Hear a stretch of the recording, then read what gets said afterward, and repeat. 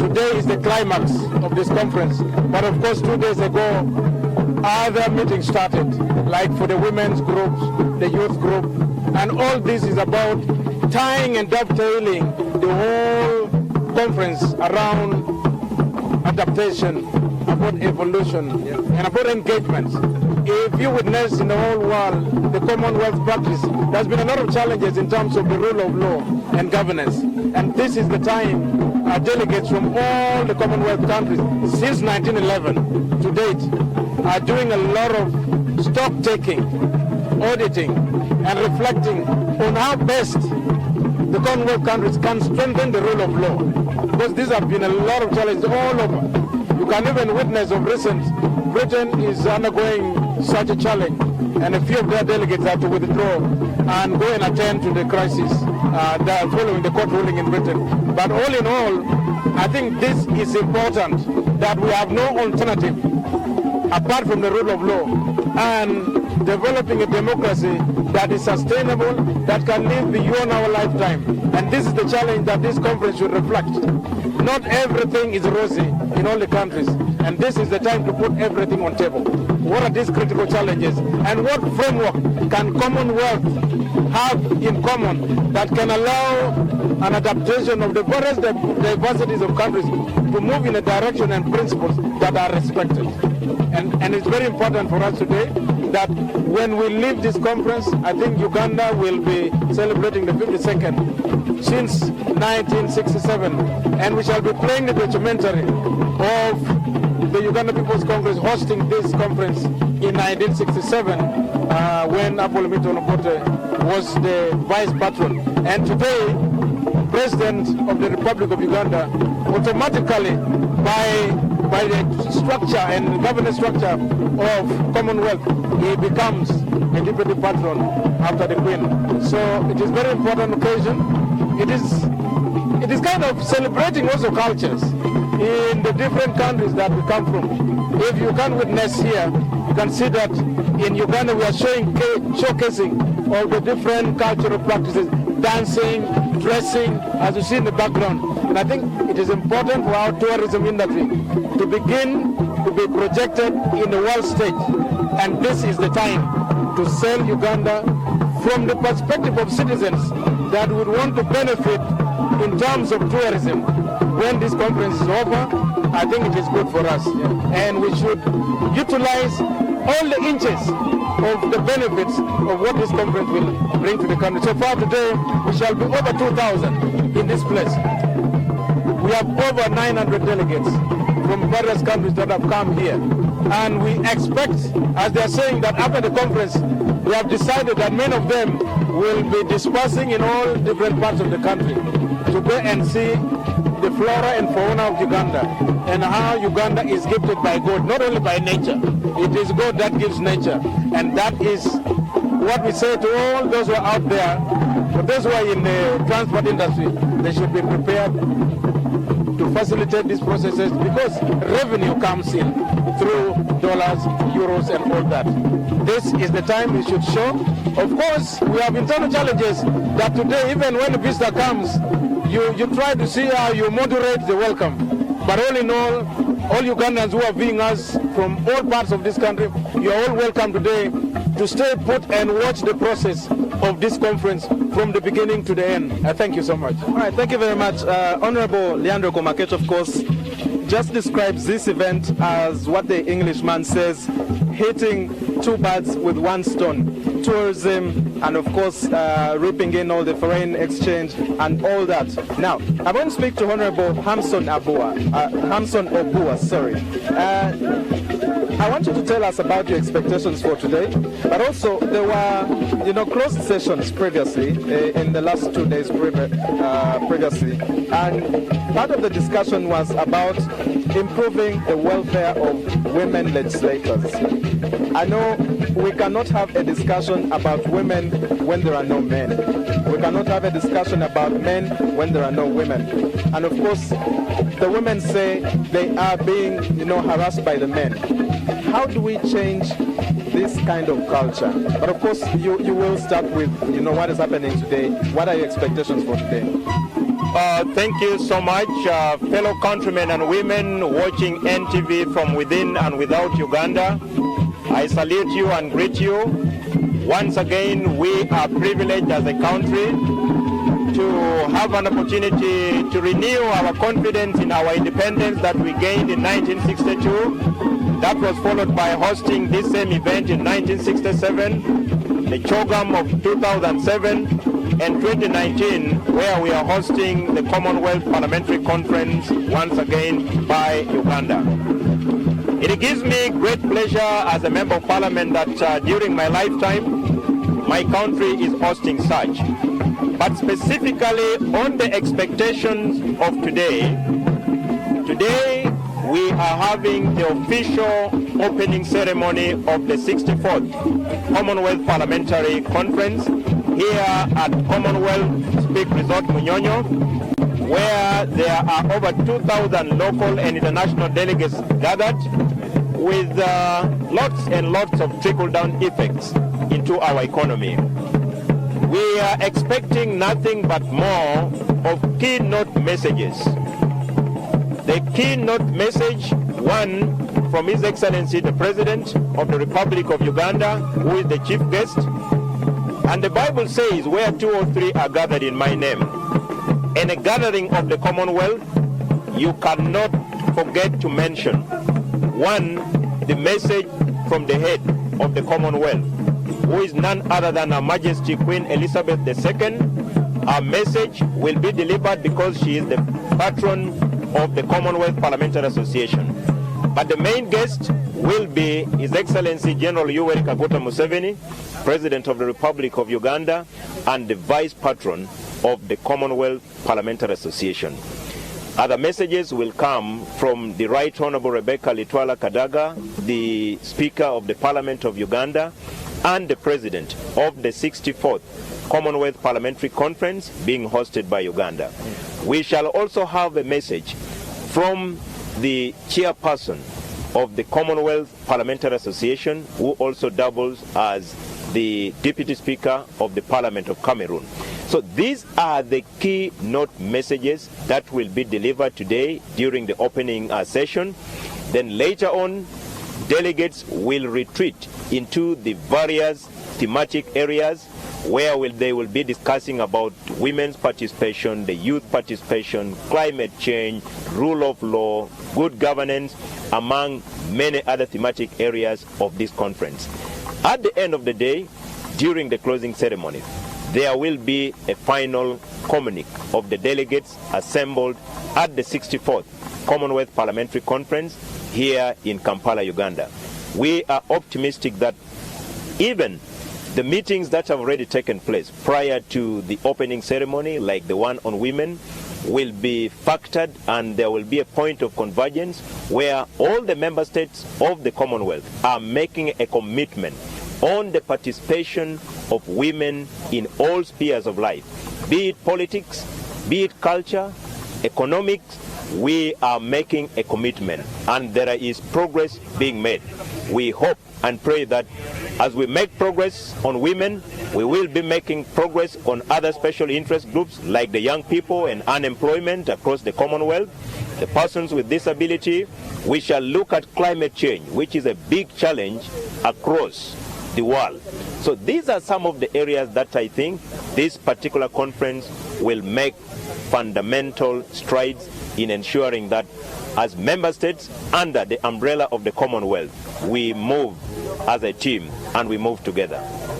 Thank you very much, Honorable Hamson Obu, and of course we will be speaking to you later after the meeting here has ended. And of course that is it for now. The session is about to begin inside there. Everybody is almost settled in, and like Honorable Hamson said, we are waiting for the President, who is the chief guest here. And of course there will be several other speakers of the day. I can tell you that 20 speakers from 20 different countries plus their deputies are also gathered here in Munyonyo, and of course that shows you the kind of discussion that is going to be held within here. And of course, we only hope that what will be discussed here can then be implemented, but not just talked about here in such a huge conference. This is the 64th Commonwealth Parliamentary Conference, and being hosted by Uganda for the second time after 52 years. We're hosting 53 countries. Those are 1,000 plus delegates seated right here in Munyonyo. Romeo, that's what is happening right now, and the event is, officially starting off. We will be following, and we'll let you know in our subsequent bulletins.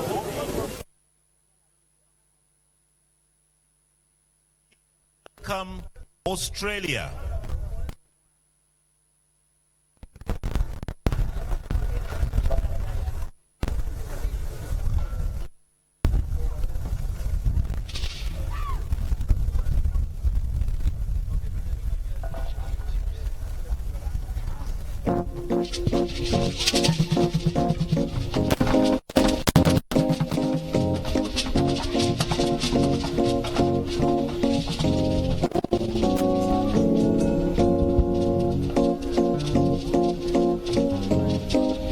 The head of delegation will be ushered in.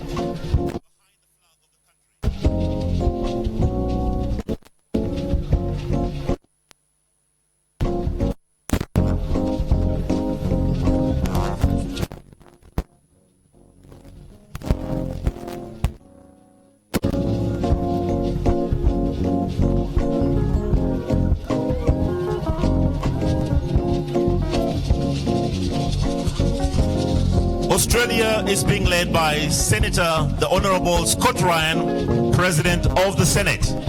Let's welcome Australia.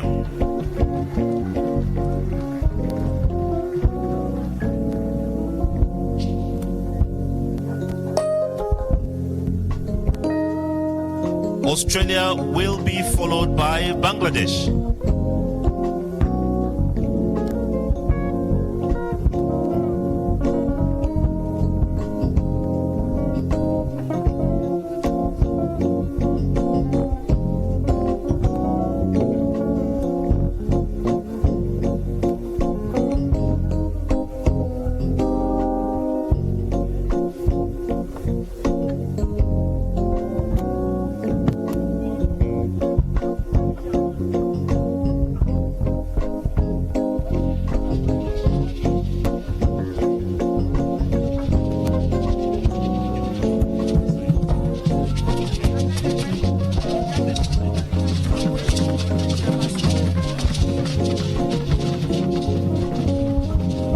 Could we clear the path for Bangladesh?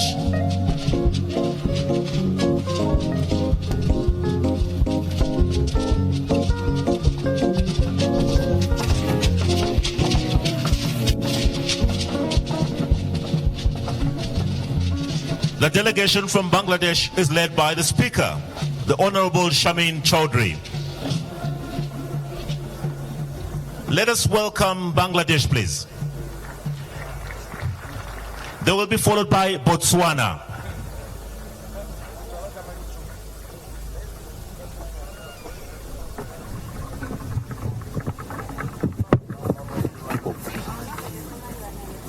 They'll be followed by Botswana.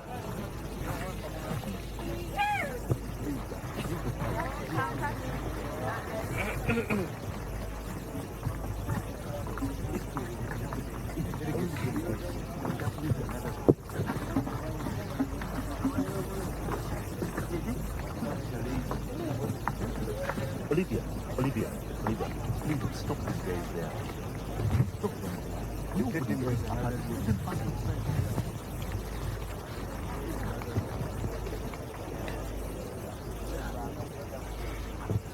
Could we have the delegation from Botswana?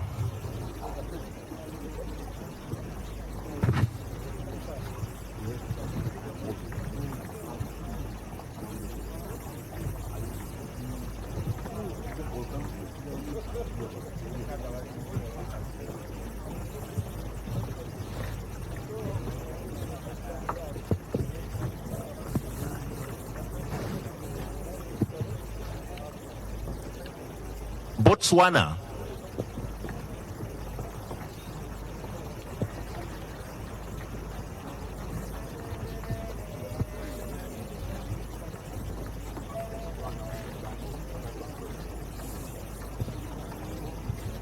Could we have the walkway clear, please? Could we have the walkway clear?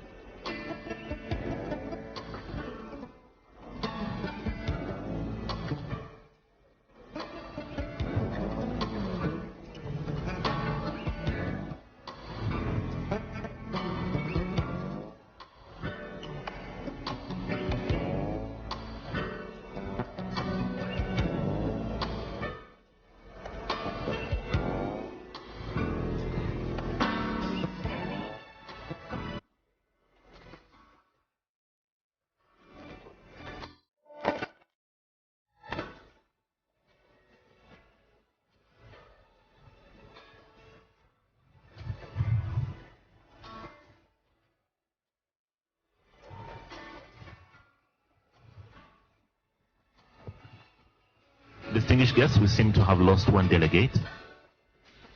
As soon as we find him, we shall rid the country.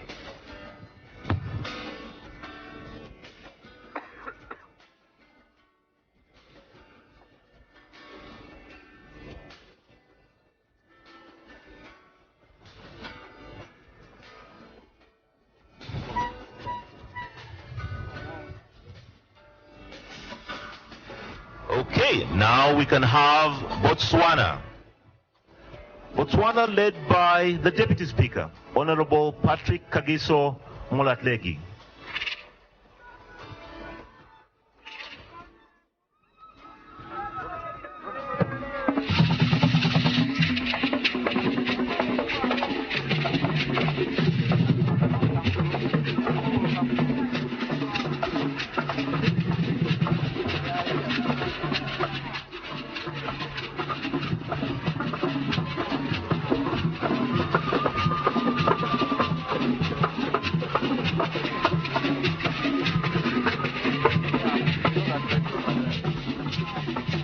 Botswana will be followed by Cameroon.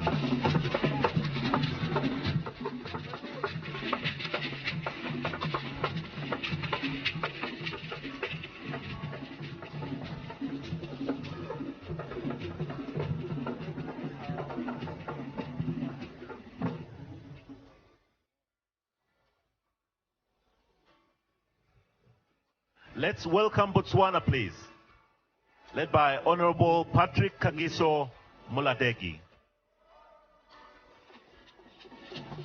Cameroon, led by Honorable Joseph Mba Ndamjang, the Deputy Speaker of the Parliament.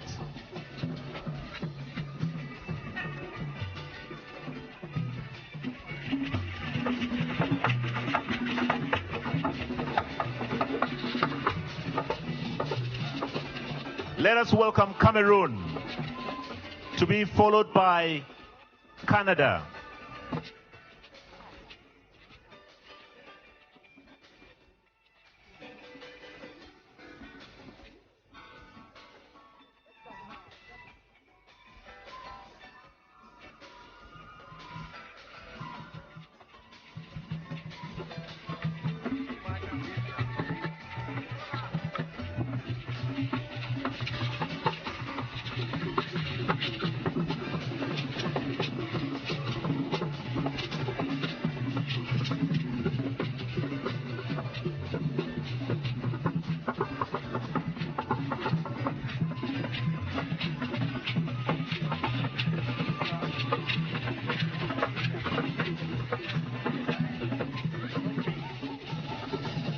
Can we welcome Malaysia, led by Honorable Shamsul Iskandar Mod Akin, the head of delegation.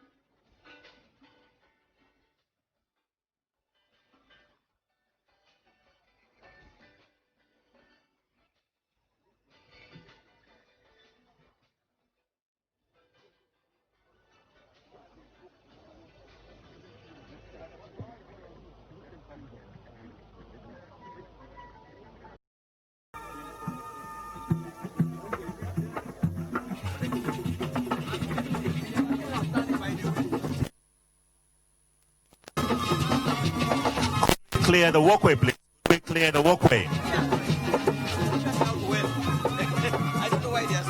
Could we clear the walkway?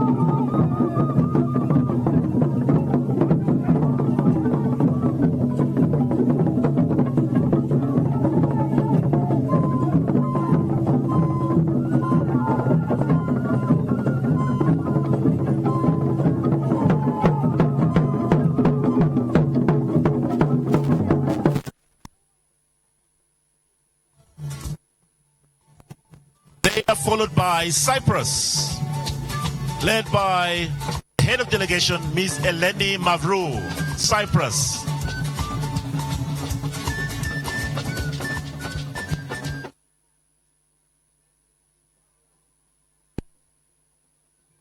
Next we have Zambia. Zambia, led by the Honorable Catherine Namugala, Deputy Speaker.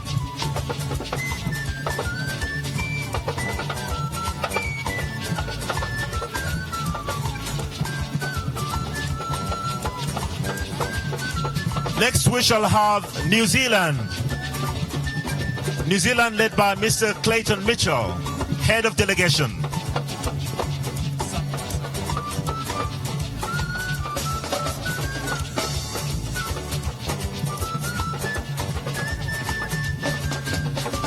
And next we shall have Samoa. Let's give them a round of applause as they come through. Samoa.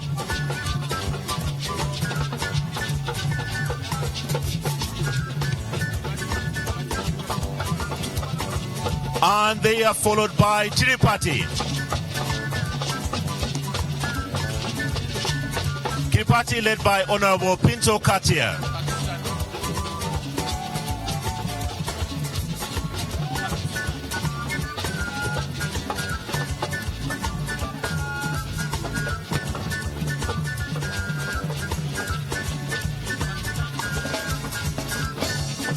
Next we have Pakistan. Pakistan, led by the Honorable Femiba Mirza, head of delegation, Pakistan.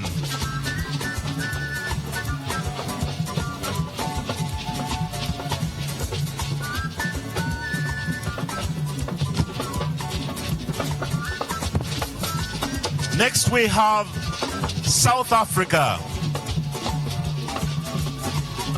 South Africa, led by the chairperson of the NCOP, Mr. Masondo Amos.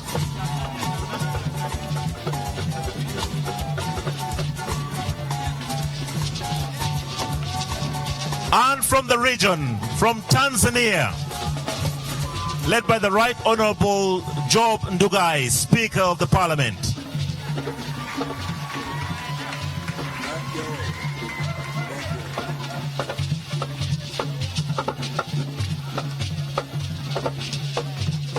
And next we shall have the United Kingdom, UK, led by the Honorable Ian Liddell Granger, head of delegation, United Kingdom.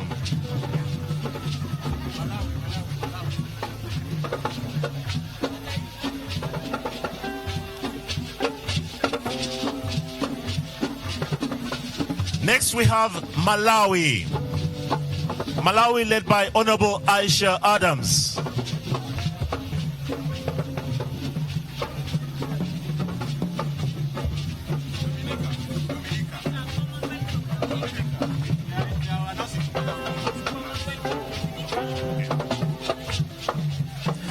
Next we have the Commonwealth of Dominica,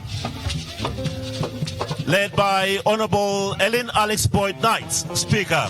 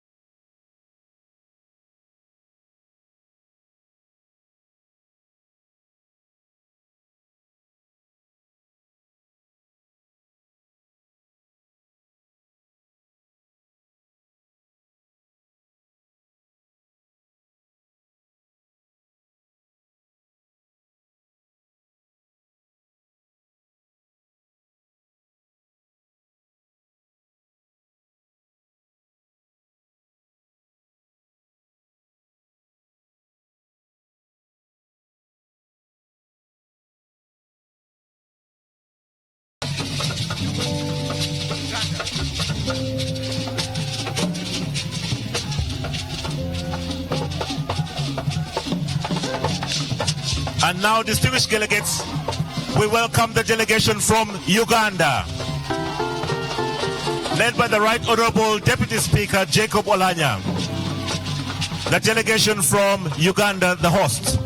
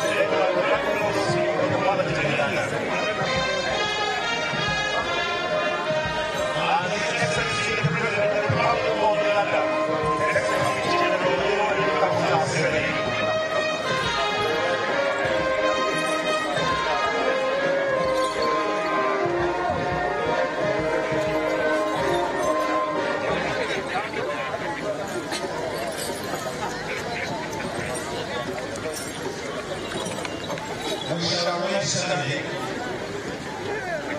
as the others are paying. We shall have the national anthem of Uganda, followed by the East African Community anthem and the CWB anthem.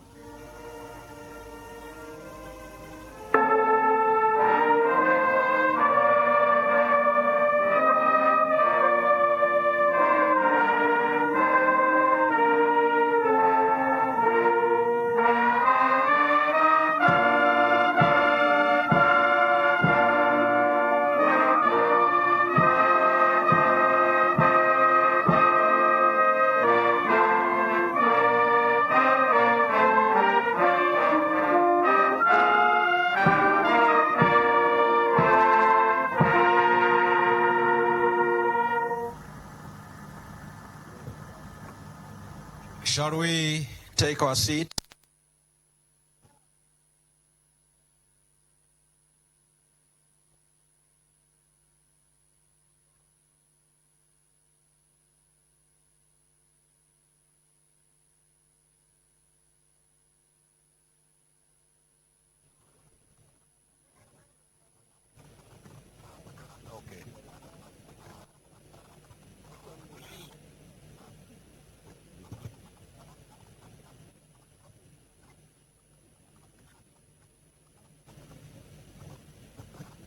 We are now going to have the CWP anthem. May I request that we remain standing.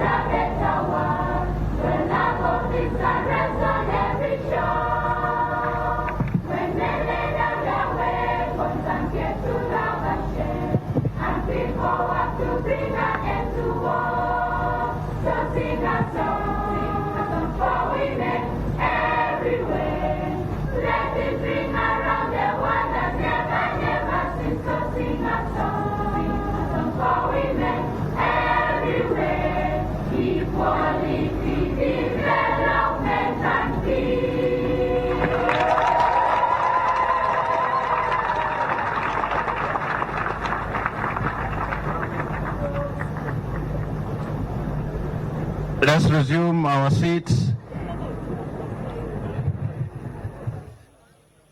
Our chief guest, His Excellency Yoweri Kaguta Museveni, President of the Republic of Uganda and Vice Patron of the Commonwealth Parliamentary Association. Your Excellency, the Vice President of the Republic of Uganda, the President of the 64th CPC, the Right Honorable Rebecca Alitwala Kadaga, Speaker of the Parliament of Uganda,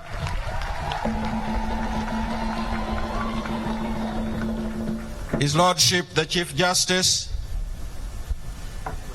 cultural and traditional leaders present here, distinguished members of the Executive Committee of the CPA,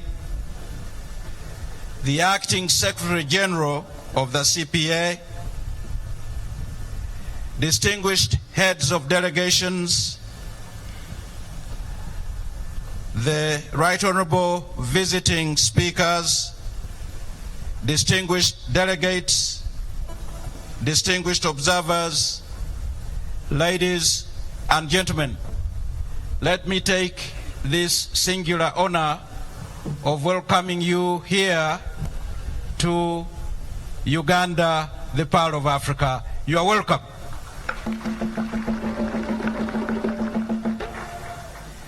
It is a norm in this part of the Commonwealth that when there is a very, very important occasion and there are important, very, very important people, distinguished members of society like you are here, we should not only say welcome, but reinforce our welcome with music, dance, and drama. I would like, therefore, in observance of that norm, to invite Arts for Change to come the stage and indeed give us a welcome of music, dance, and drama. Arts for Change.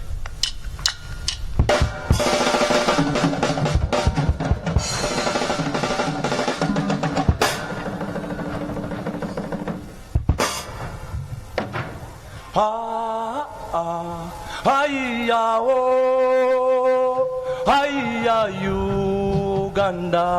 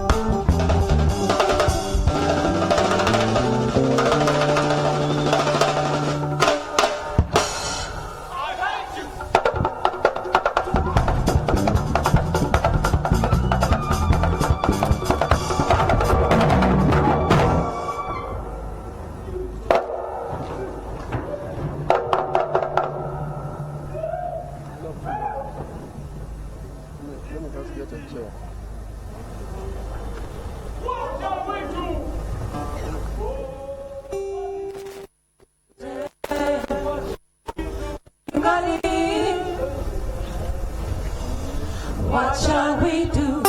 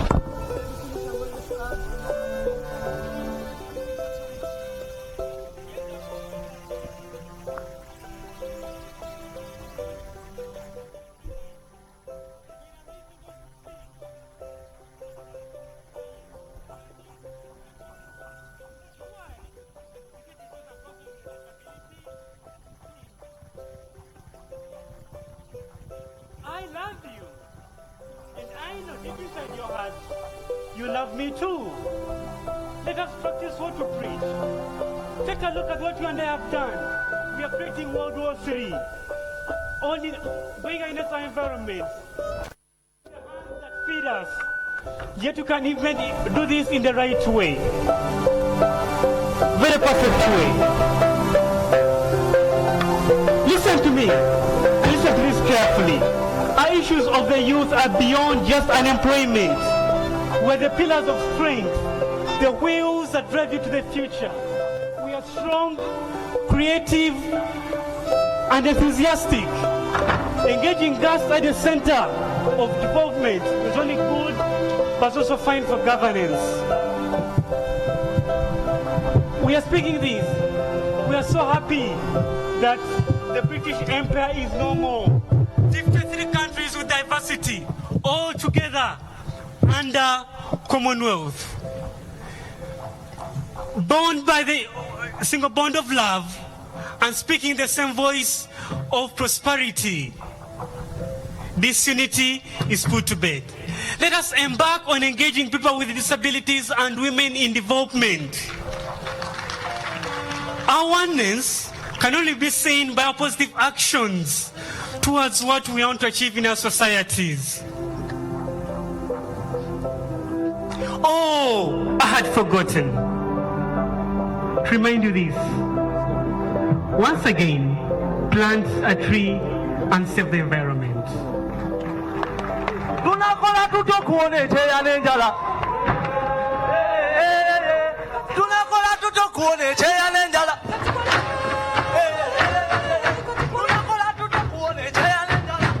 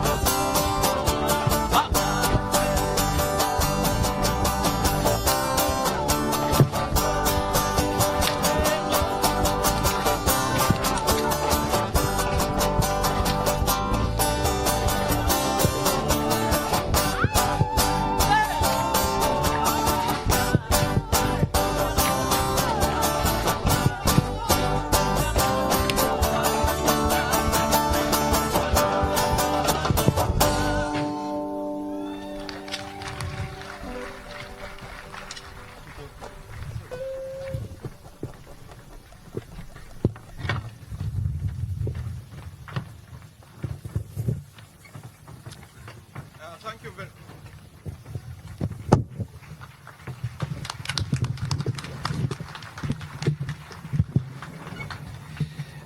Thank you very much, Arts for Change. The music, dance, and drama have illustrated one thing, that all members of the Commonwealth share one common tradition. As we welcome you, distinguished guests, ladies and gentlemen, let me at this moment again and call you to a video, part of the welcoming repertoire. The video, please.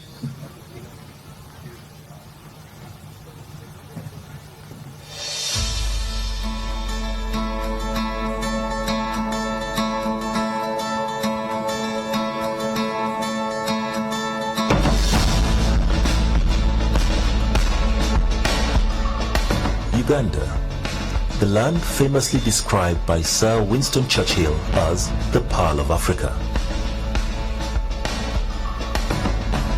A country whose governance is underpinned by the rule of law, democratic institutions, and leadership determined by free and regular elections.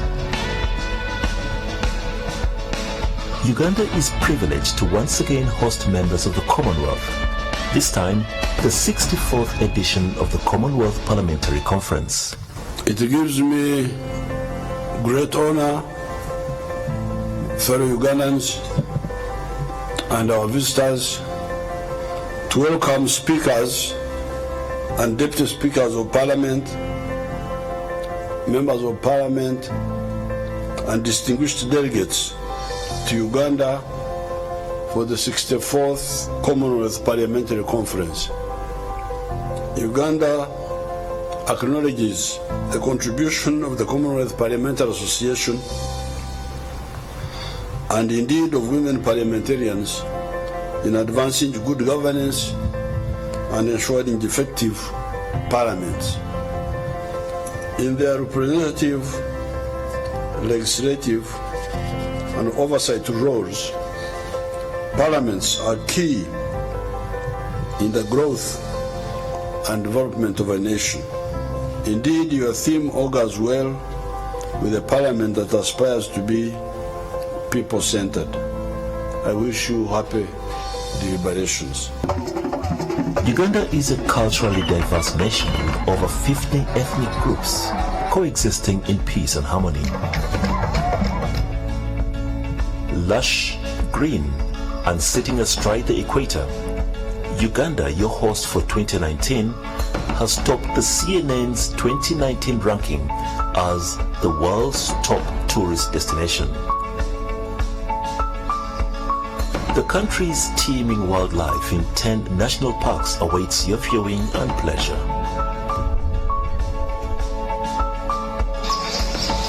You will also find a rich bird life that has earned Uganda the reputation of a leading birding destination for rarely seen species. For the lovers of nature, the country abounds with numerous lakes. The Nile, Africa's longest river, begins its journey to Egypt and the Mediterranean here.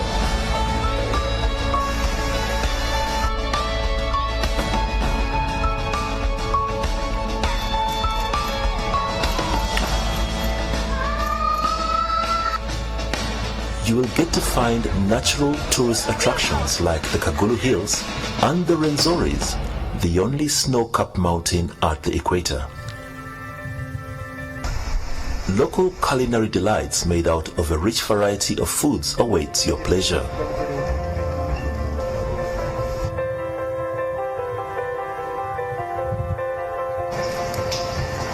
Try out the globally acclaimed Rolex.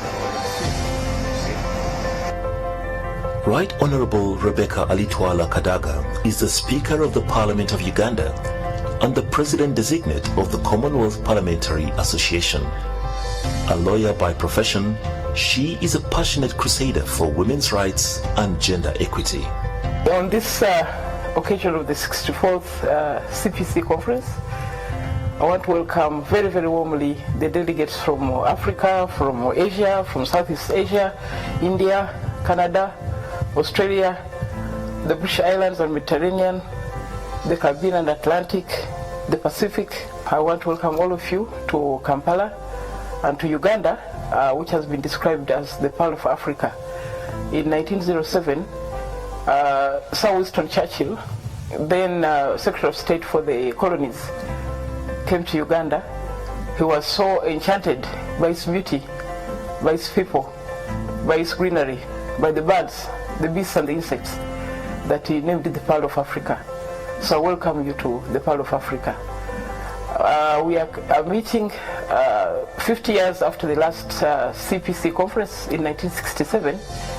At that time we had a smaller population, fewer industries, fewer roads, tarmac roads, limited supply of power, and so on. But as you come today, we would like to confirm that the population has grown to about 40 million people.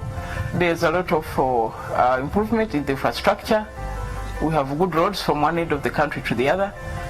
We also have opportunities for investment in oil, in minerals, in agribusiness, and tourism. The potential is very, very high. Uganda is a rapidly developing country with a growing network of modern transport infrastructure to get business done efficiently and to get you to any destination in the country and the region smoothly.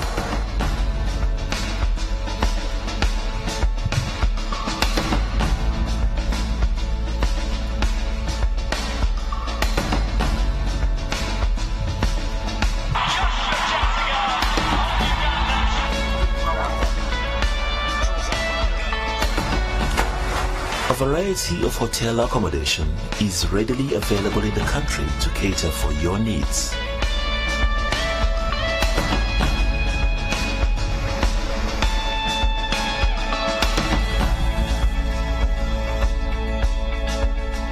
And while in Kampala, it's not all work and no play. A vibrant nightlife awaits your pleasure. A flourishing industrial and business sector empowering the economy and supplying the region and offering vast potential and investment opportunities.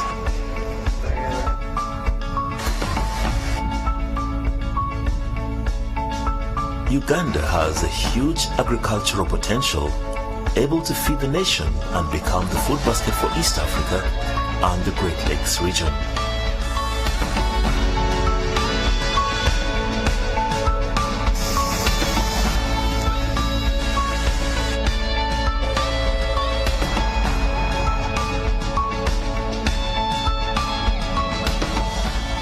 Here, you don't have to worry about being in touch. A modern telecommunications sector and the 4G experience will ensure that anywhere in the country. Welcome to Uganda, the Pearl of Africa, the land where you can stand astride the northern and southern hemisphere in one go. I wish you successful deliberations. I do hope that you'll have time to see a lot more of the country outside the capital. Welcome.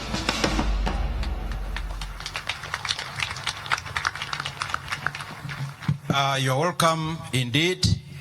After that welcome, it is now my honor to invite the President of the 64th Commonwealth Parliamentary Conference, who is no other than Right Honorable Rebecca Kadaga, to speak to this august assembly. Right Honorable.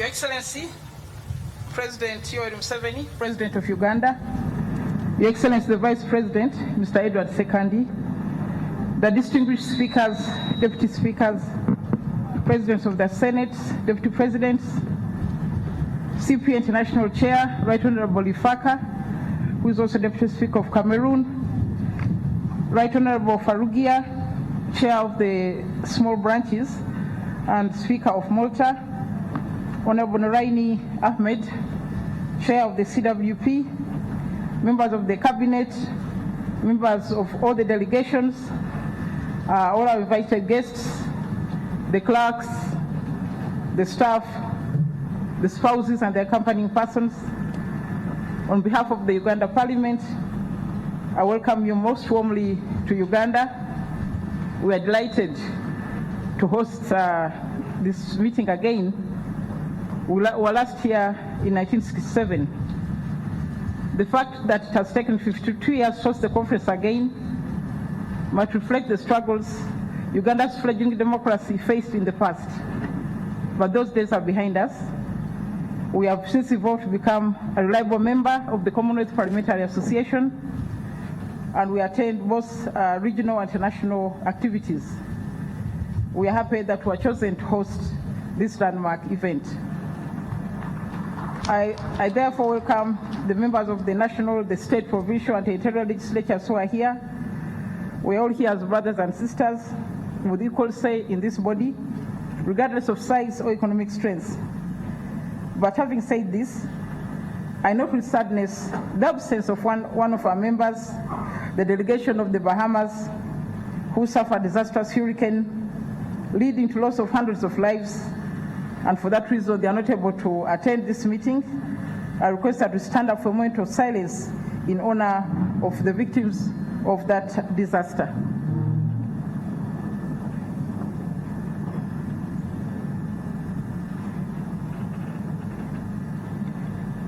May their souls rest in eternal peace. Please take your seats. Distinguished guests, in a special way, I would like to appreciate our President, who is also the Deputy Patron of the Commonwealth Parliamentary Conference, His Excellency Mr. Museveni.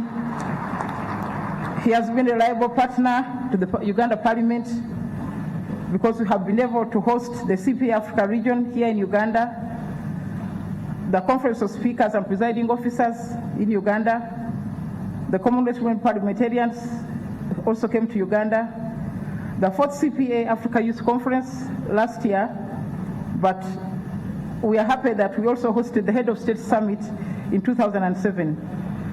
We want to thank the CPA Uganda branch and the Secretariat in London for the logistical and advisory support in the months leading up to this event.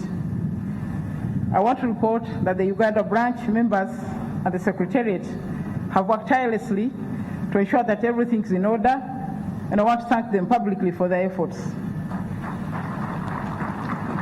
I want to congratulate the Commonwealth Women Parliamentarians on marking 30 years of great work, of raising voices of concern or to positions of authority. I want to thank you for fostering gender mainstreaming within the membership and in our legislatures. This is important because the last time CPC convened here, CWP was not in existence. And I would like to inform the delegates that as part of our history, we have made available pullouts of the 1967 conference. I believe delegates might be interested to know what your representatives then said during the 13th CPC conference. Fellow delegates, the theme of this year is adaptation, engagement, and evolution of parliaments in a rapidly changing Commonwealth. A lot is changing in our nations, from the demographic characteristics to the diversities of race, belief, and people's needs. There's a growing focus on greater scrutiny of parliamentarians, a demand for accountability and transparency. At the same time, the public trust in parliaments is flagging in most countries, yet the people expect more from their representatives. It's not only the Commonwealth that is changing rapidly. One just has to watch the news to to see the rest of the world experiencing severe tremors. Globalization, international borders increasingly seeming like mere demarcations. The challenges which we face are enormous. We are faced by many threats which do not know the color of our skin, our creeds, our level of poverty, our wealth, or political affiliations. Some of the major issues we are forced to contend with are climate change, individual and group terrorism, hunger and malnutrition, all the new disease epidemics, local and regional conflicts, rising frequency and cost of natural and man-made disasters. These threaten the present and future well-being of our citizens. We should also not forget the ever-growing number of refugees, displaced persons, stateless persons in our continent. As parliamentarians, we are the bridge between the government and the people. The people rely on us to speak for them, to plan for them a future that is better than the present. Therefore, we are awakened as representatives to wake up, to handle that role, to address the challenges that we face. We have workshop roundtables, TD talk, and mentoring sessions which give us opportunity to reflect on how we tackle these problems. How do we maximize our core functions of representation, legislation, oversight, and budget appropriation? Our mandate places us at the center of finding solutions that work and translating promises, plans, strategies, and laws into action. One of our assignments as parliaments is achievement of the UN Agenda 2030. We expected to promote, to plan for, and monitor the effective implementation of the SDGs. Most of the discussions during this conference will touch on the SDGs. I know that most Commonwealth parliaments have updated their processes and missions to match this agenda, and it will be exciting to learn from one another's experience. We also have discussed the issue of rapid unplanned urbanization, the terrorism, the efficacy of parliament, interventions on climate change, science and technology, and innovation that enable parliament to work smarter choices in facilitating our work. We also need to address the issue of people with disabilities, their place in politics and in society, as well as sexual harassment in the legislatures.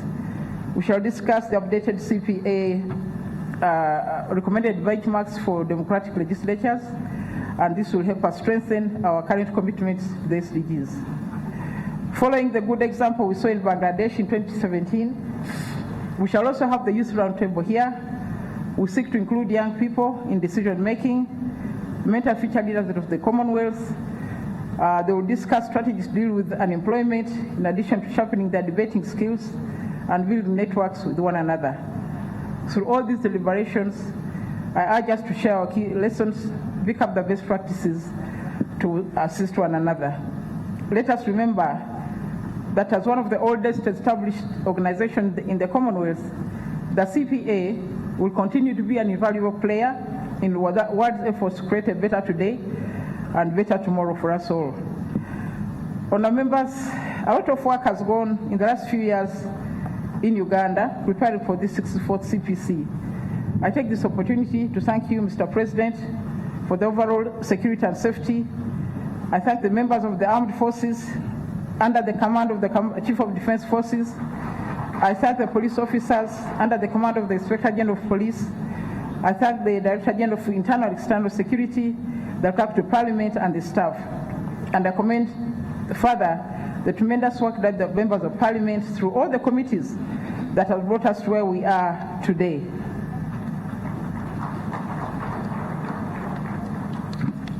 I invite you to enjoy your stay in Uganda.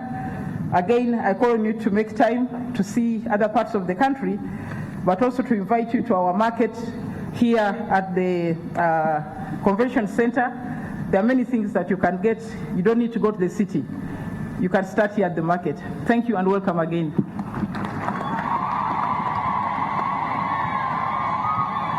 Thank you very much, Right Honorable Speaker of the Parliament of Uganda.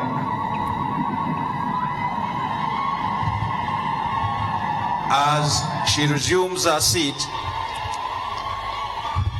let me at this moment now invite the Acting Secretary General of the CPA to talk to this distinguished conference.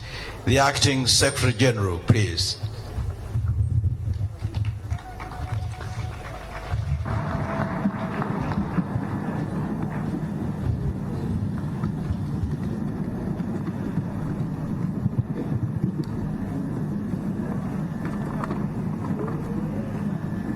Gambaji,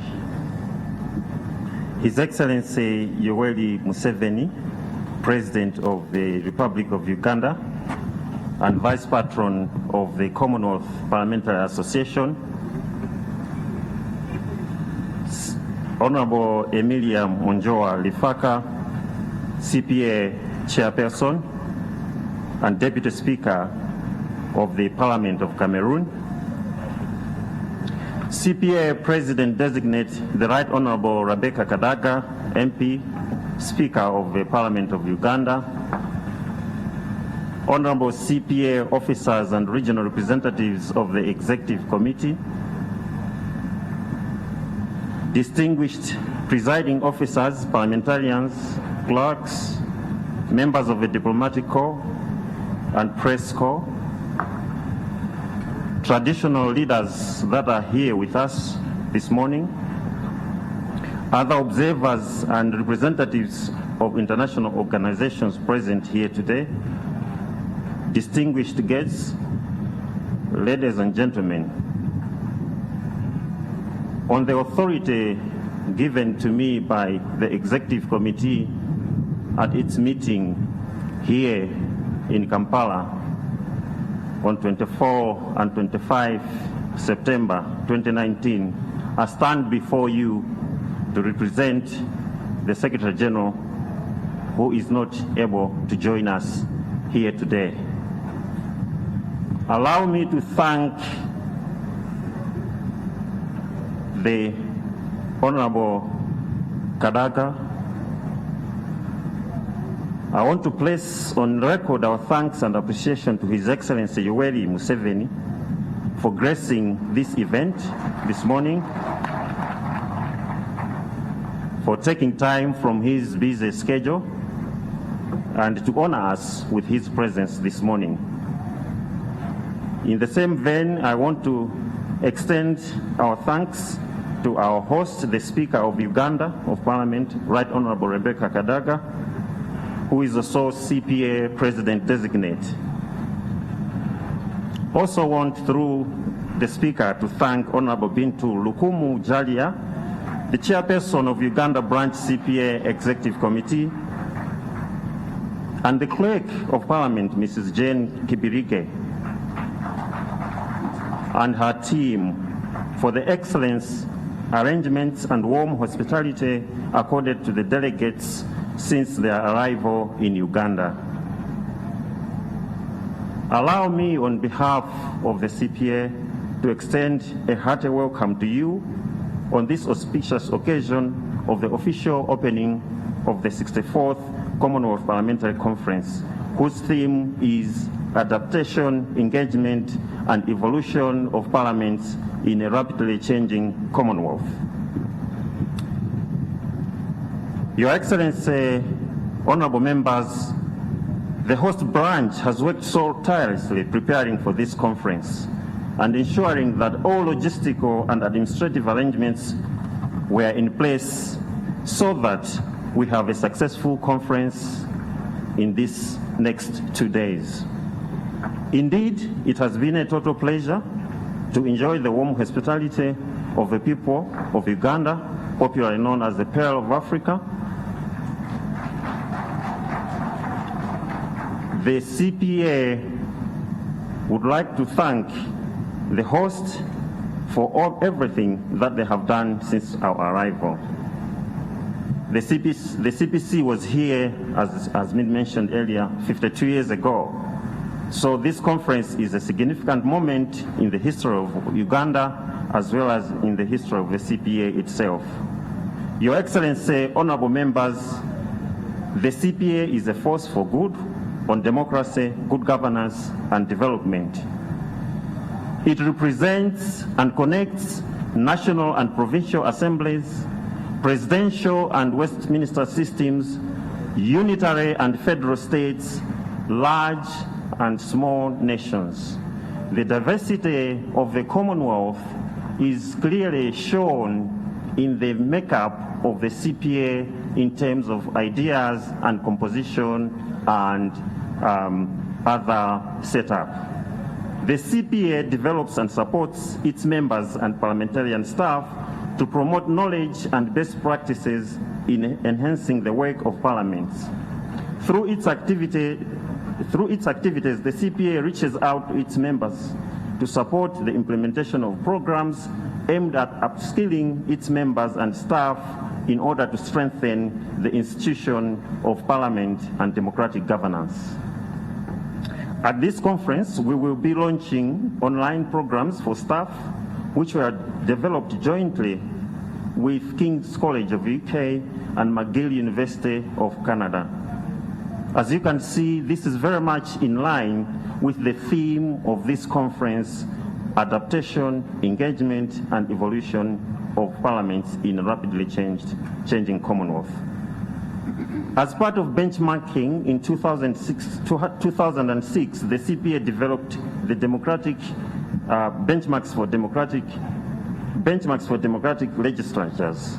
These benchmarks reinforce the belief that effective parliaments are one of the principal institutions of any functioning democracy and provide a minimum standard and guide on how a parliament should be constituted and how it should function in line with the values and principles contained in the Commonwealth Charter, which all our nations signed to. Your Excellency, honorable members, the CPA also enables its members to exchange views, make connections, deepen understanding of their roles and responsibilities as representatives of the people. This conference, Your Excellency and honorable members, provides a platform for such conversations to take place. In the next day or two, we will be conducting 10 workshop sessions as part of the Learning and Development program as endorsed by the Parliamentary Conference, which was held in Dhaka, Bangladesh in November 2017. Your Excellency, honorable members, Commonwealth heads of government have recognized that parliaments and legislatures are essential pillars of democratic governance and have endorsed the efforts and initiatives of the CPA as the parliamentary partner of the Commonwealth governmental and non-governmental sectors. Within the Commonwealth family, we all commit ourselves to shared values and principles, and these shape both our collective goals and our collective responsibility in pursuing development. These include free and fair elections, human rights, the rule of law, separation of powers, respect and understanding, deep-rooted in the Commonwealth approach as contained in the Commonwealth Charter. That is what Commonwealth conferences like this are all about. Indeed, parliamentary links forged and continually strengthened through the work of the Commonwealth Parliamentary Association over many decades can be seen as among the most powerful practical illustration of the Commonwealth nations joining together freely and voluntarily in enduring relationship.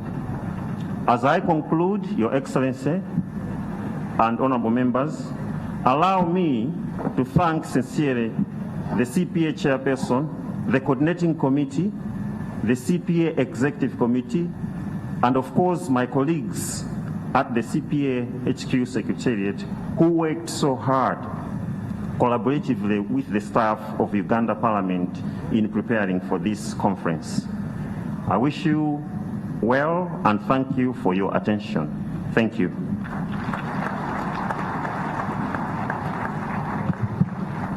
Thank you very much indeed, the Acting Secretary General of the CPA.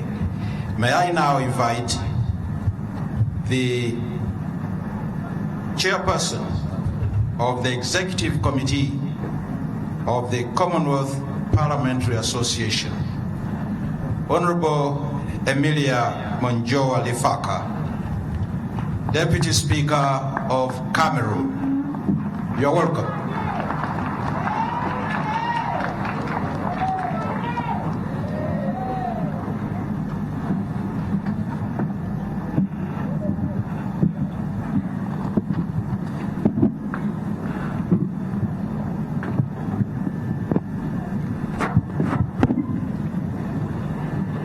Your Excellency, the President of the Republic of Uganda and Vice Patron of the Commonwealth Parliamentary Association, the Vice President of the Republic of Uganda, Honorable President of the 64th CPC and Speaker of the Parliament of Uganda, the Honorable Speaker and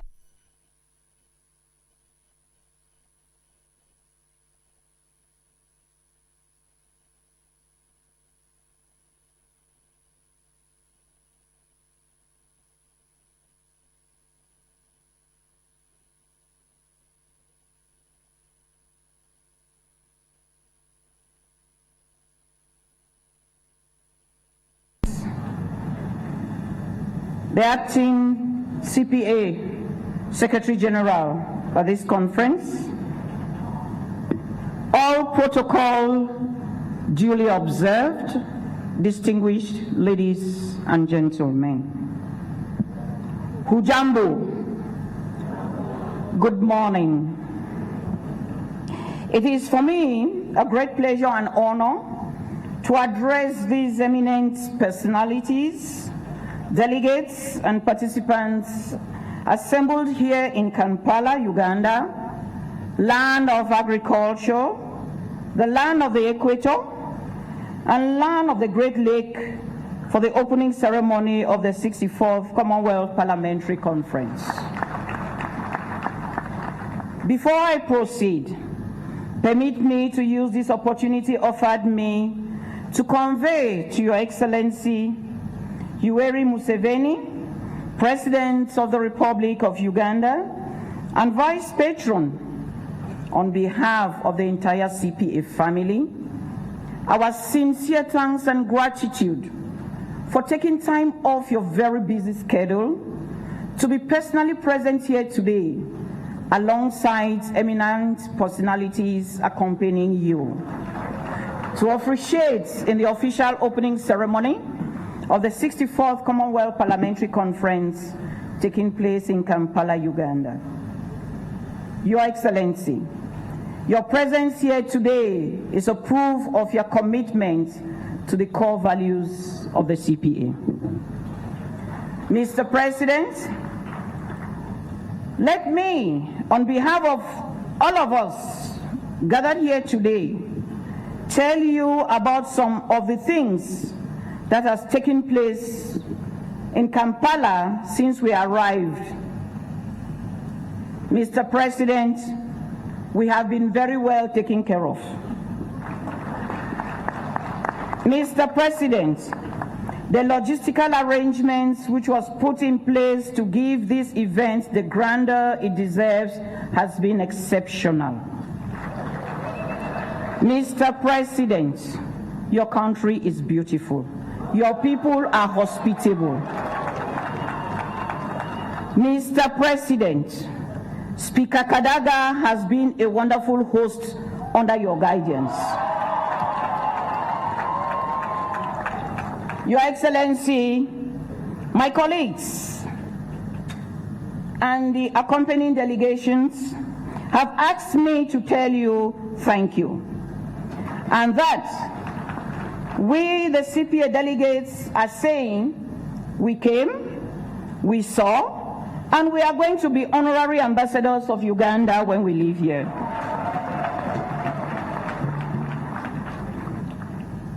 We thank you once more for agreeing to host this 64th Commonwealth Parliamentary Conference in Kampala.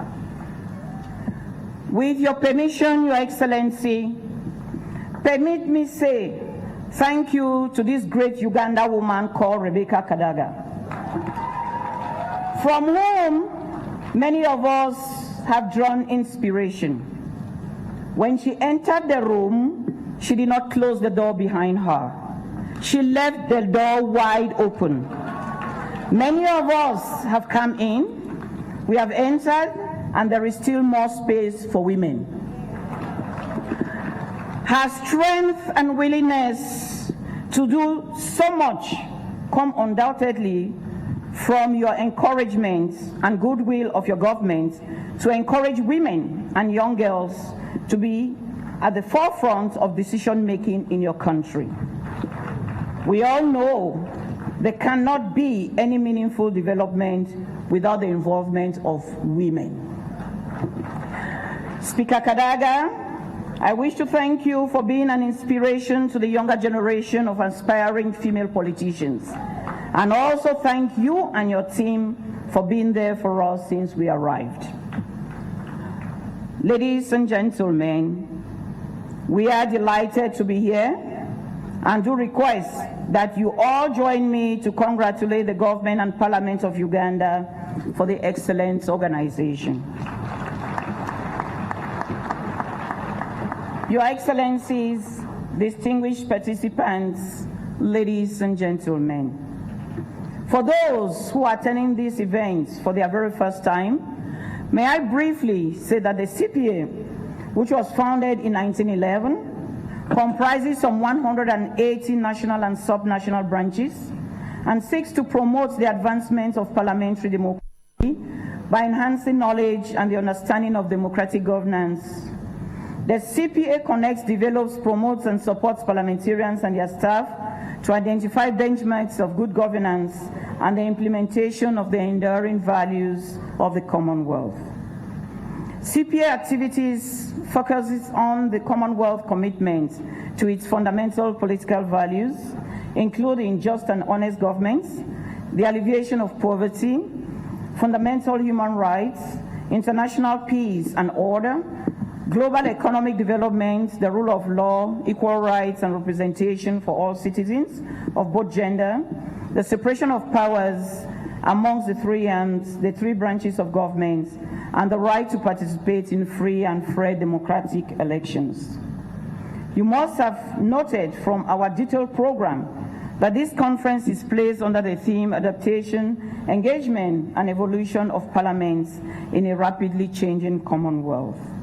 The conference will also address other topical issues in workshops: climate change achievements, challenges and efficacy of Parliament intervention, innovation in Parliament, the impact of science and technology on how Parliament works today, the role of Parliament in facilitating persons with disability as electors, candidates, legislatures, strategies to deal with youth employment, innovation in Parliament.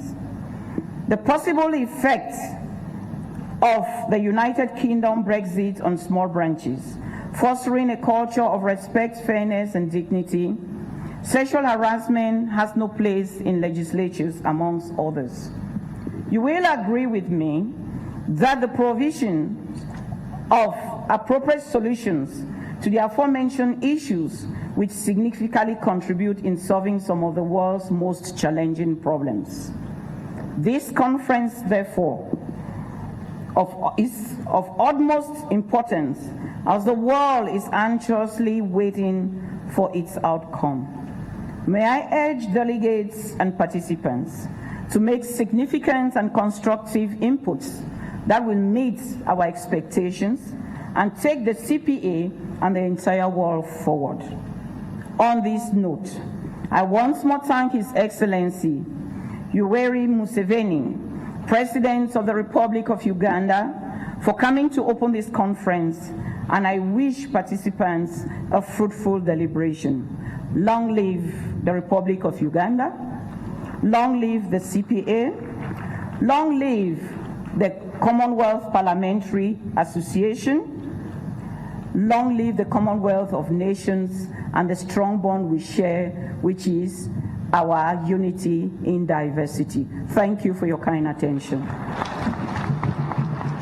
Thank you very much indeed. It is, I think, befitting now at this moment, after we have had all those piles of words liberally broadcast in this conference hall since the beginning, we should now be entertained. We should be entertained. May I now call upon the Rockies to give us one short piece of entertainment. Rockies.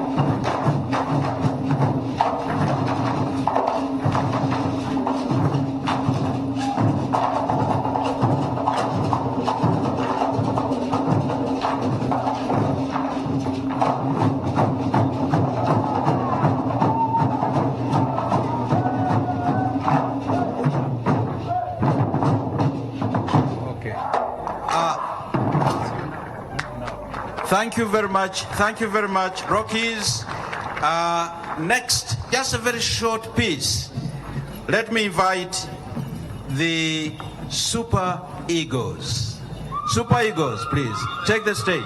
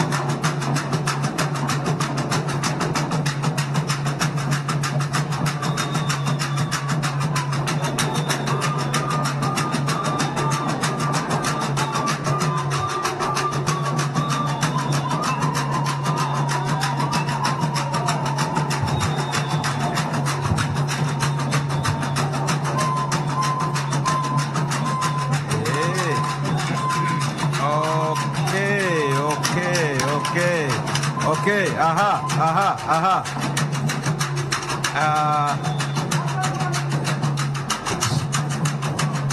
Super Eagles,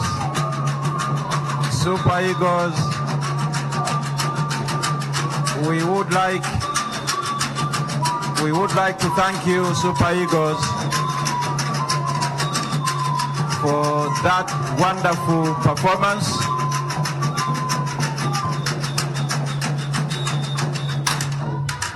Thank you very much, Super Eagles, for that wonderful performance.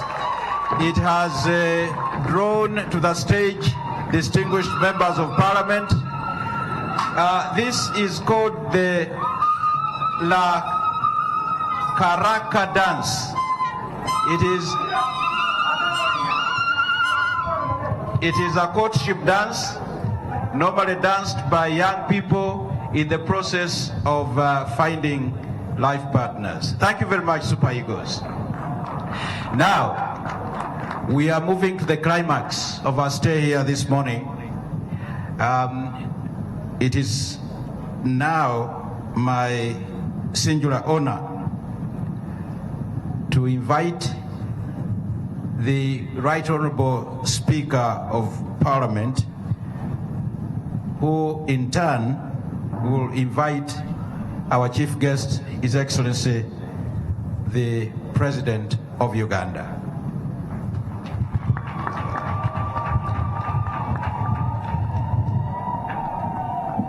Distinguished guests,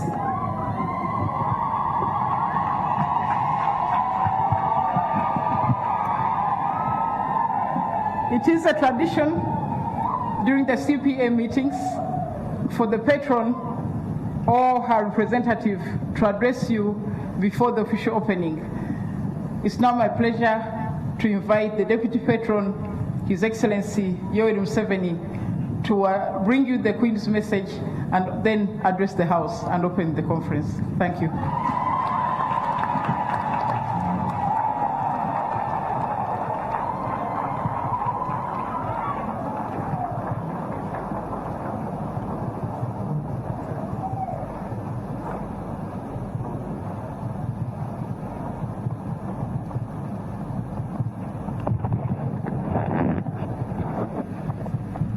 Sit down, please. Sit down, please.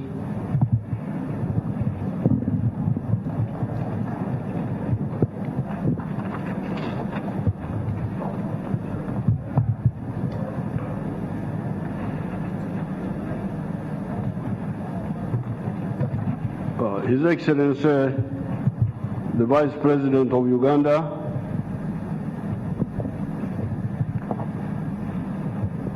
Excellency Edward Sekandi,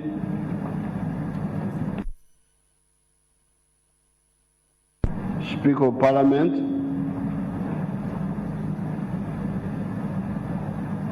of Uganda, Rebecca Kadaga, and the President-designate of the Commonwealth Parliamentary Conference, the Secretary General of the Commonwealth,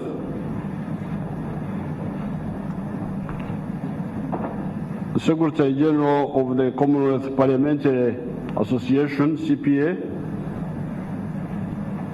distinguished Right Honorable Speakers and heads of delegations from all the CPA regions, the Vice Chairman of the NRM Party, Haji Chigongo, all parliamentarians here, invited guests, ladies and gentlemen. My first assignment is to read to the conference the message of Her Majesty the Queen of the United Kingdom,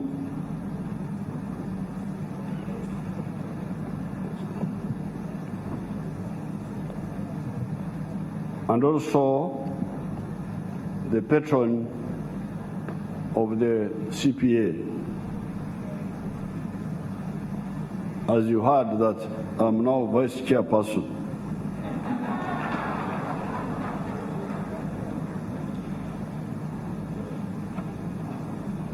As the patron of the Commonwealth Parliamentary Association, I am pleased to send my best wishes to you and all the delegates present at the 64th Commonwealth Parliamentary Conference, which is being held in Uganda this week. I note with interest that the theme for the discussion taking place this year is, in quotes, adaptation, engagement, and evolution in a rapidly changing Commonwealth, end of quote. And I was pleased to learn that 500 parliamentarians, parliamentary staff, and decision makers from across the Commonwealth will be attending. I much appreciated your thoughtful words and hope that this year's conference is memorable and productive. Her Majesty Queen Elizabeth of the United Kingdom and head of the Commonwealth. This letter, this message, is written to somebody called Mr. Akbar Khan. I don't know whether he's here. Secretary General, or he's not here. This is the Secretary General of the Commonwealth Parliamentary Association. The other person you had, the Malawian. Is this Malawian? Malawian, you stand up. That man is deputizing for Akbar Khan, who from the name must be a Pakistani, my suspicion. So my job number one is finished. Thank you very much.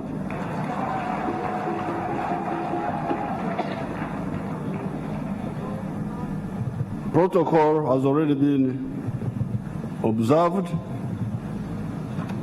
On behalf of the people of Uganda, I welcome you, the members of the CPA, again to Uganda.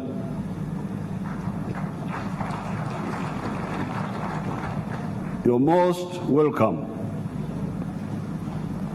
I said that I welcome you to Uganda again because I was very much here when you were here last 52 years ago. I was not in the meeting themselves.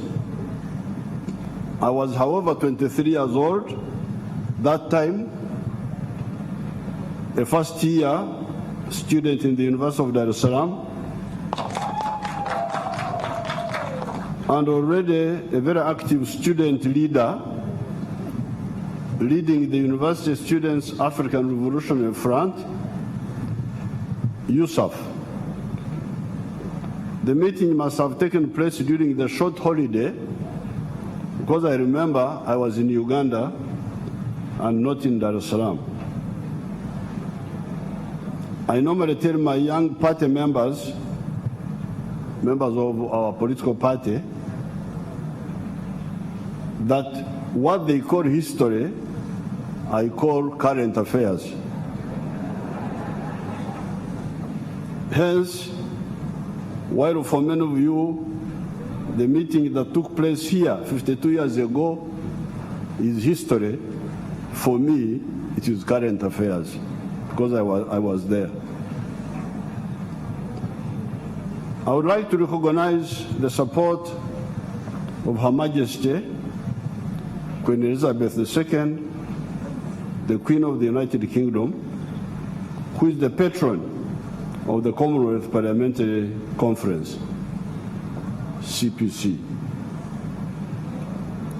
Let me appreciate the CPA chairperson, the Honorable Emilia Monjoa Lifaka. That powerful woman whom you heard speaking there, from the Cameroon. and the CPA Secretary General, Mr. Akbar Khan, the one who is not here.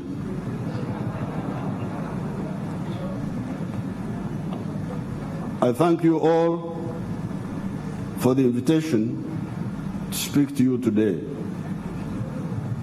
The host speaker of the Parliament of Uganda, the Right Honorable Rebecca Kadaga, has been doing a lot in our country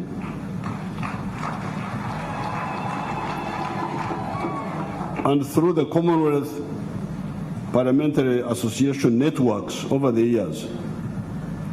These efforts must be the reason we are hosting the CPC in Kampala today. I congratulate her, the members of Parliament, and the Uganda Secretariat of the CPA for successfully organizing this conference, and I appreciate their hard work.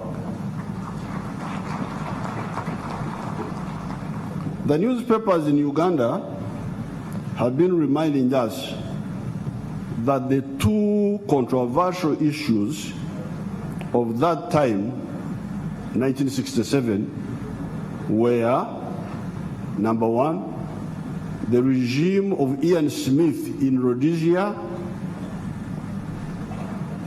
and the United Kingdom joining the European Union and abandoning the Commonwealth special economic arrangements.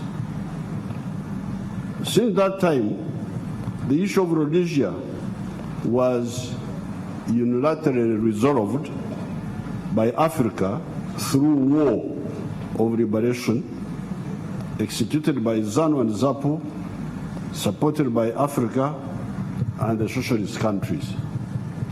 So that issue is no longer on the agenda. It was resolved. It is good that the British government under Margaret Thatcher came in last minute to facilitate the transition with Lord Solms and those other arrangements. The issue of the UK membership in the European Union is of course back in the news with Brexit. The people of the UK, through their internal processes, have the capacity to direct the destiny of that country, so we don't have to worry about them. When I met Her Majesty the Queen in 1987, I told her that the Commonwealth was an association of great potential. With a population of 2.4 billion people, it is the only international organization that I attend, and I do not have to put up with the inconvenience of translation through earphones. Even the African Union, when I go there, I must plug things in my ears to hear what the other people are saying. But here you had me listening to the Cameroonian, to the Malawian, the Maltese, the Malaysian lady here. I am able to talk to them directly through the English language, not through interpreters. That's a big advantage.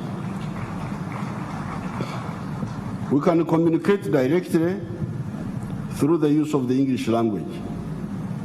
This is a phenomenon of great potential if properly used. We could cooperate in security, investments, culture, and governance. Can we revive the preferential trade arrangements? That's the question I am putting to you. Here in Africa, we are now committed to the continental free trade area, to something that we call COMESA, the Common Market of Southern Africa, and to the East African community. You heard us playing 3 anthems One was for Uganda, the other one is for East Africa, and the third one was for the United Kingdom. And we played the anthem of East Africa because the destiny of East Africa is together. So what preferential commercial arrangements could Africa have with the UK, with France, or with Portugal? Because these were the ones which were formerly colonial powers here. Of course, we have some arrangements with the European Union that includes France. Maybe we could have arrangements with the UK, even when they are out of the EU, as well as with the other Commonwealth countries, such as India, Canada, Australia, Pakistan, etc. But we would have to have arrangement with them as the Continental Free Trade Area, CFTA, of Africa, the whole of Africa, not portions of it. However, unfortunately, much of this potential is clouded by ideological distortion, disorientation, bigotry, egocentrism, and myopia. A lot of time and energy is spent on the enterprise of some groups trying to control the destiny of other people. This is wrong and unnecessary. History is our good teacher on this. Man has been here for the last 4.5 million years, ever since we evolved as wise primates known as Homo sapiens sapiens from the earlier species. Right from the beginning, the problems facing man were two: oppression of man by nature and oppression of man by fellow men. Oppression of man by nature involved floods, drought, disease, landslides, wild beasts, darkness, cold, etc., etc. Oppression of man by man involved slavery, colonialism, neocolonialism, fascism, etc. In a recent speech in Japan, I pointed out that for much of the human history, man could not ably tame nature on account of the limited knowledge by man as far as the scientific laws were concerned. Gradually, however, man invented fire around 1.5 million years ago, started domesticating crops around 10,000 BC, before Christ, started domesticating livestock around the same time, and invented iron tools around 1200 BC. Nevertheless, even with these advances, man continued to rely on human muscle and the muscle of beasts. Human muscle involved the use of the hand hoe, blacksmithing, what we call in our language abawesi, carpentry, clay work, etc. And beast muscle involved the use of donkeys, camels, and horses. This use of human and beast muscle meant low quantities of production and low speeds in terms of activity. However, in the year 1438, Johannes Gutenberg invented the printing press. In the year 1698, Thomas Savery invented the steam engine for pumping water and in the year 1823, George Stephenson converted the steam engine to the task of pulling railway engines. This constituted the first industrial revolution. Since that time, portions of humanity have been through the second and the third industrial revolutions. On account of some historical events, mainly precipitated by the internal weaknesses of Africa, and also on account of external greed during the period when some portions of the humanity were being emancipated from the reliance on human and beast muscle power, Africa was in the throes of the slave trade, colonialism, and neocolonialism. Therefore, Africa largely missed out. Nevertheless, by a combination of factors, Africa, along with other colonized peoples in India, Indonesia, Indochina, Pakistan, etc., shook off the shackles of colonialism and regained freedom, the last being South Africa, which regained their freedom in 1994. Now that colonialism has been defeated, our advice to friends is that egocentrism, greed, and bigotry should be banished so that we use the enhanced scientific knowledge of man to cause the universal well-being of the whole of humanity without exception.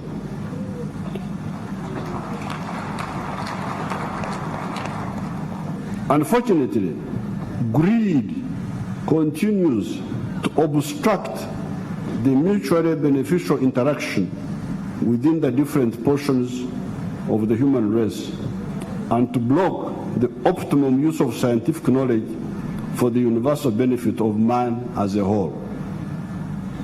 Artificial conflicts propelled by greed or ignorance always cause avoidable losses and waste time.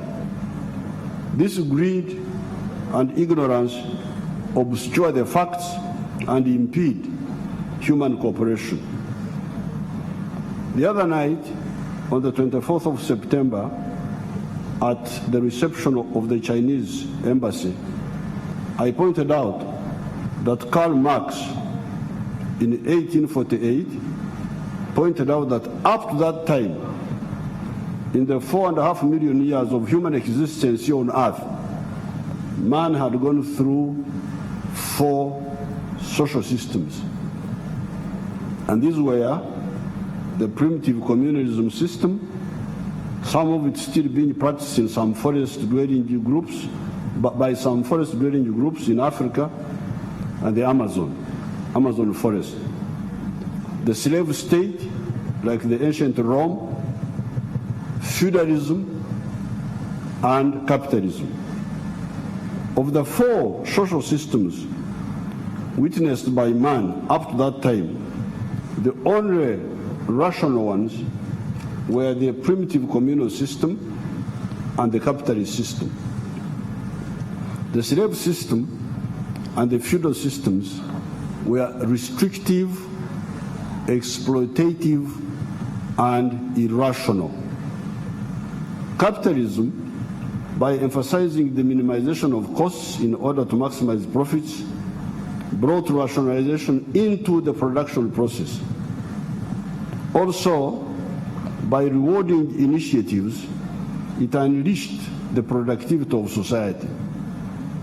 In recent times, you have seen how people like Bill Gates of Microsoft and Zuckerberg of Facebook, through introducing new technologies, have both built up a lot of wealth, but also empowered society more. This has been the story of capitalism in the last 300 years in some parts of the globe. Innovation, specialization, and exchange. By 1929, however, an irrationality had already been detected in capitalism. Maximization of profits meant minimization of costs, which at that time included minimization of wages also. Low wages meant also low purchasing power. Low purchasing power meant low demand for the products of capitalism. The capitalist efficiency in production of goods and services had to be balanced with the commensurate purchasing power. Otherwise, the system would collapse. That is how some economists, like Maynard Keynes, came up with the socialist idea of the welfare state, where the state would give free money to the citizens to enable them to buy the products of the capitalist factories. By that hybridization, the challenge to capitalism of the disequilibrium between the productive capacity of capitalism and the aggregate demand of the market was transcended. Countries like China have further pushed forward the strategy of market socialism. As a consequence of this hybridization, the world has seen greater prosperity than in 1929, when capitalism faced the challenge of the disequilibrium between production and consumption.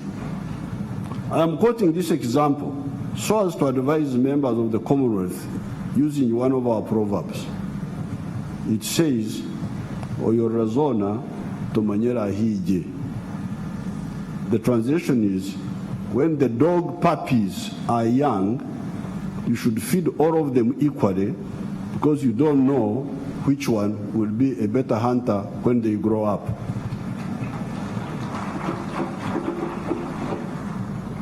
It is wiser for the world leaders to respect the internal systems of each country and influence others by example. It says in the book of Matthew, chapter 5, verses 15 to 16, in quotes, let your light so shine before men that they see your good deeds and praise your Father in heaven.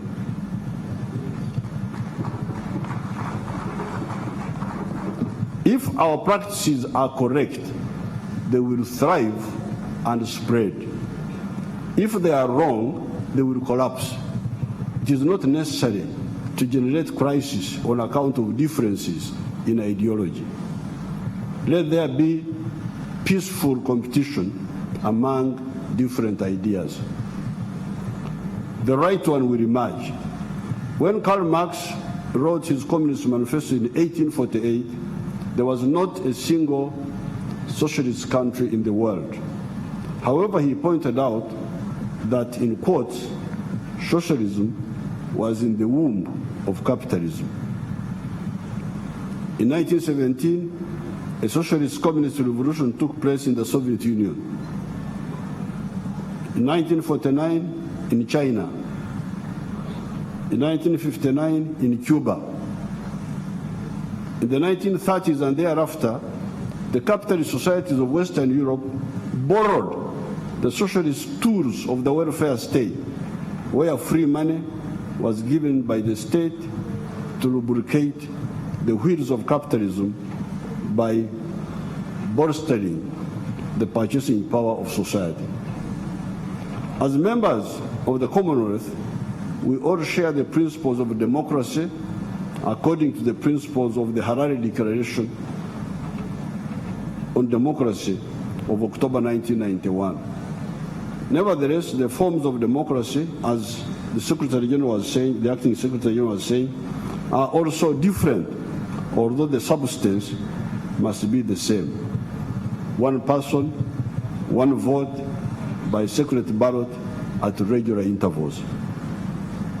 Those are the principles of the Commonwealth. How then should the Commonwealth members deal with other countries that are not members of the Commonwealth and who may have different social and political systems? Communist, Islamicist, how should we deal with those? My advice is what I have already said above. Let our light so shine before men that they see our good deeds and praise our Father who is in heaven. We should not create crises in attempts to coerce those people that have different ideas to be like us. The Bahrain blockade of June 1948 to May 1949, the Korean War, the war in Vietnam, the Cuban Missile Crisis of 1962, the Hungarian uprising of 1956 and its crushing by Soviet forces, the Czechoslovak uprising of 1968 and its crushing by the Soviet forces, the Soviet invasion of Afghanistan of 1979, and the counter-intervention by the Western countries by supporting the Mujahideen, the proxy wars in Angola, etc., led to a lot of wastage of resources and life. Many of them ended with unintended consequences.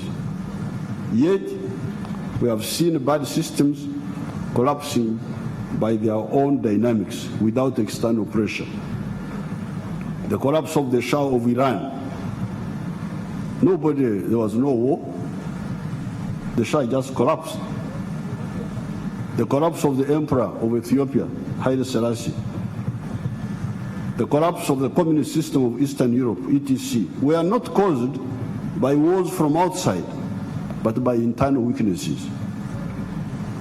When capitalism was challenging feudalism, one of the European leaders, Metternich, I don't know how they pronounce him, tried to use war, if I remember right, but ended up bringing ruin to Austria-Hungary. On the other hand, we can see today that China is still a communist country with a governance system different from the one we use in the Commonwealth countries.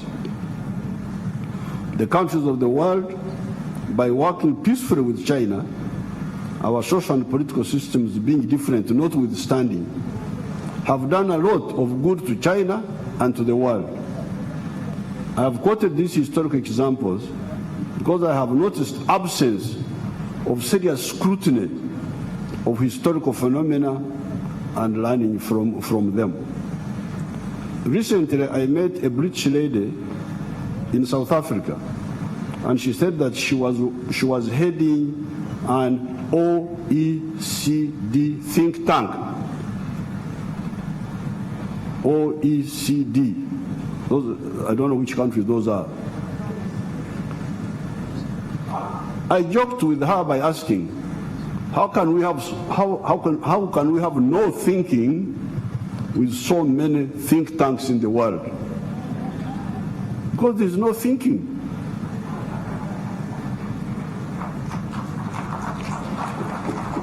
And yet the think tanks are many. I invited her to come to Uganda and see whether we can jointly attempt to think.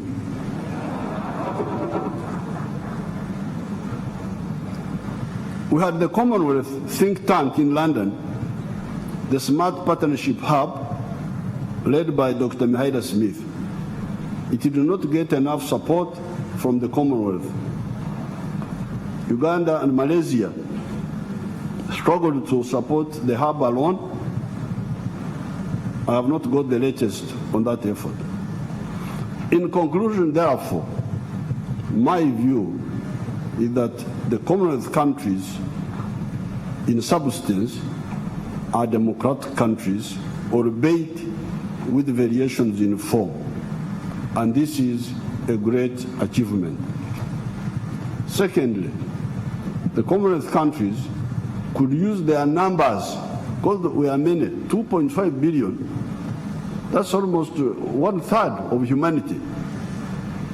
that's almost 1/3 of humanity, could use their numbers, and of course the Ugandans are contributing to that numbers very, very aggressively.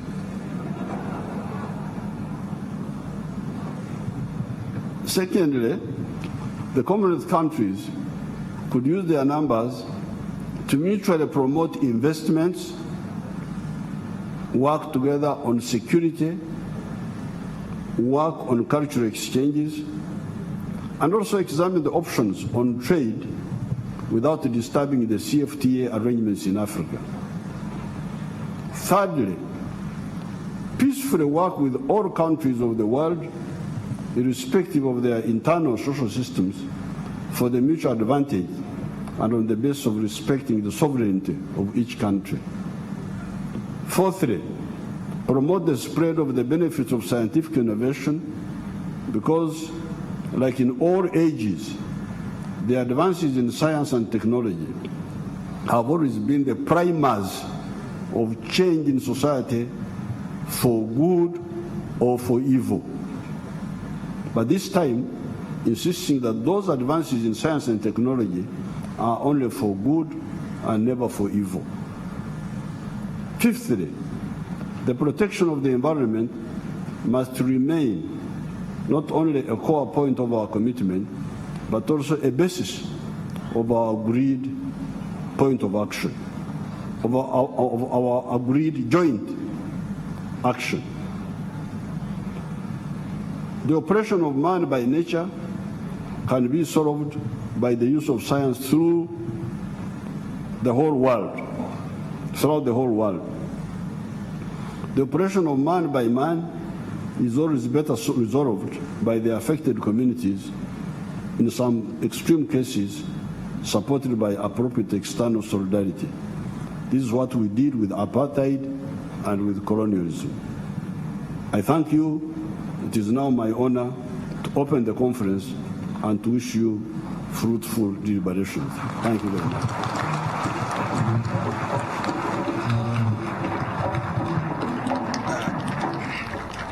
Thank you very much, Your Excellency the President. Indeed, it's been a very powerful address. Let me very quickly now invite the Right Honourable Speaker of Parliament of Kenya to deliver a vote of thanks to our chief guest for that wonderful address. The Right Honourable.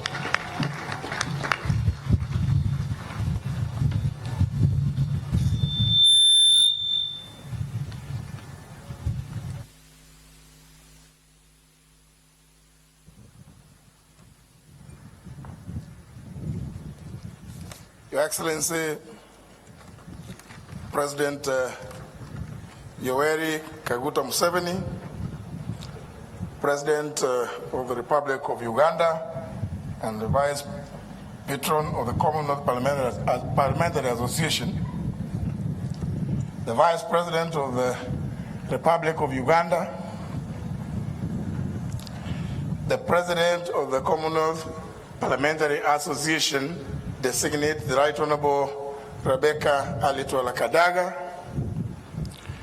the Chairperson of the Commonwealth Parliamentary Association Executive Committee, Right Honourable Emilia Mojoa Lifaka,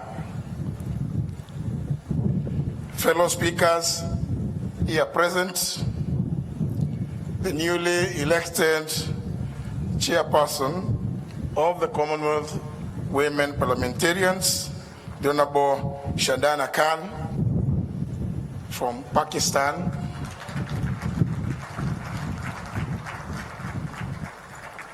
honourable members, dear colleagues, ladies and gentlemen, on behalf of all the delegates and observers attending the 64th Commonwealth Parliamentary Conference and all gathered here together, and indeed on my own behalf, I extend a very hearty vote of thanks to His Excellency President Yoweri Museveni for indeed, among others, availing time from your busy schedule to come and share with us your great experience and insight on the involvement, not just of the Commonwealth Parliamentary Association and the Commonwealth indeed in general, but also of mankind. Congratulations, Your Excellency. I would also wish to express profound gratitude to the Speaker of the Parliament of Uganda, the Right Honourable Rebecca Alitwala Kadaga, for hosting this conference. I'm particularly impressed by the warm hospitality already extended to us from the day we arrived and throughout our stay here in Uganda. And I must say, from a personal note, Your Excellency, this has been quite different from my earlier experiences. Like I was telling the Honorable Kadaga, when I used to sneak in here from Bungoma when I was a young magistrate to come and enjoy the fruits from the Pearl of Africa many years ago. But of course, Your Excellency, that is many years according to me. What you said is current affairs. I thank the Right Honourable Kadaga and her team, indeed the Secretariat of the Parliament of Uganda, many of my good friends who have worked tirelessly to ensure that everything goes on smoothly. I extend thanks also to the Secretariat of the CPA in London for availing logistical assistance to the host branch. But Your Excellency, I cannot fail to recognize the fact that all this would not have been possible without the support of your government and of the very hospitable people of Uganda.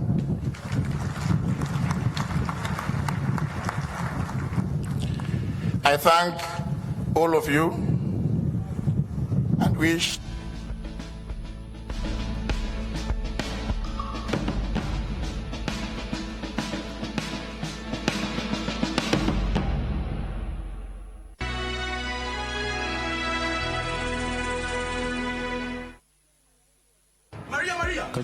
Get me a cold mina orange, quickly.